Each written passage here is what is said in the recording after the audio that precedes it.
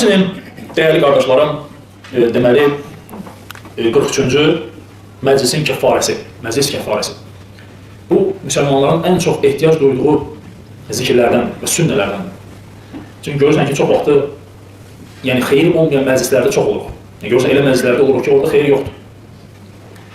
Kiminləsə və dostdur, tanışdır, qohumdur, oturursan, onunla bir yerdə çay içirsən və ya da yemək yeyirsən.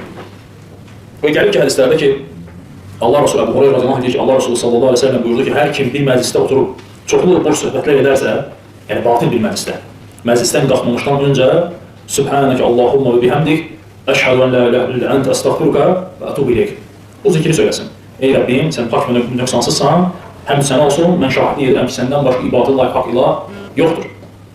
Və sonra tövbə edərsə, Allah Resulü buyurur ki, deyərsə bu məclisin, yəni kəfarəsi duasını, onun günahlarının bir kəfarı olar. Başqa bir rəvayətdə gəlir ki, əgər məclis, xeyir bir məclisdirsə, ona bir möhür vururlar və bir də qiyamət günah salacaq. Əgər məclis qarışıq, yəni şər olan bir məclisdirsə, o zaman bu dua həmin o məclis üçün, onun günahları üçün kəfarə olacaq. Həmin o məclisdə oturduğu müddətdə, boş söhbətlər eşidirsən, oradan qalxdığın zaman bu zikri söyləyirsən, bu sənin üçün həmin o məclisdə kəfarə olur. Subhanallah.